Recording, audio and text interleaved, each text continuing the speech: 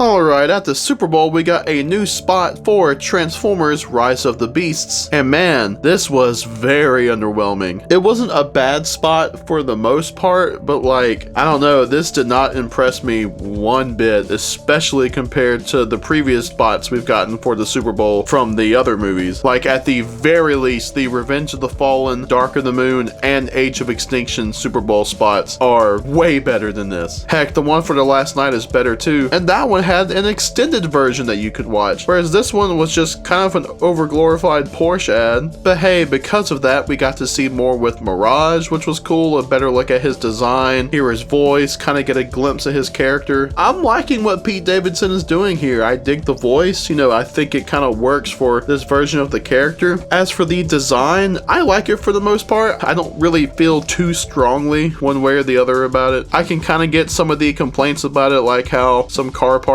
just seem to disappear and how he just kind of looks like a robot instead of, you know, a transformer. I've seen a lot of comparisons to the Age of Extinction and Last Night era designs, and you know, I can kind of see that. I do think he still works out a bit better than those because you still can't pick out car parts on him. And while we're on Mirage, I gotta say once again, I am so sick and tired of the comparisons and complaints about his similarities to Jazz. Like, can we just get over it that it's a similar car? And now people are trying to say that he even looks like Jazz and that his personality is based around Jazz. I'm like, wow, I guess more than one Autobot can't just be nice to humans. Like, I can see more classic elements to Mirage's head design, so he doesn't really look like Jazz. And then for me, it's just kind of like, yeah, maybe it could have been Jazz, but they wanted to go with Mirage. And let's be real here, what has Mirage really done outside of a few episodes of G1, being a reformatted tidal wave in Energon, and having an identity crisis in Dark of the Moon? He popped up in a Netflix show here and there, so whoa. It's like, just give it a chance. It's a new version of the character. I don't know, I'm really sick of the entire conversation around that. Sorry for kind of going on a rant here. But hey, the spot's basically centered around Mirage, so yeah. But yeah, I like what I'm seeing of him for the most part. Can't really complain. I dig what Pete Davidson's doing. Otherwise, you know, there's not too much to really talk about here. We see a plane very briefly in the trailer that is possibly the rumored Stratosphere, which hey, that's pretty cool, and you know, it's kind of helping proving some more leaks to be correct. If you read some of them, you know, you already know. We see Bumblebee getting prepared to jump out of Stratosphere, once again, if it is Stratosphere. Now, I've already seen some people point out that that area is not that big, so Bumblebee is extremely shrunk down, which I find kind of funny. I think that the CGI is a marked improvement over what we saw in the teaser trailer. As I said in that video, I didn't think the CGI was bad, but it definitely could use some work and improvement. And I think that what we see in here looks better, especially some of the shots that are used in here from the teaser trailer. I do think it looks better, especially with the shots that were used in both the teaser trailer and the Super Bowl spot, so you can get a bit of that comparison. I feel like they might have kind of changed the face design of Optimus. I feel like it doesn't look quite as blatantly the Bayverse Optimus Prime face, at least the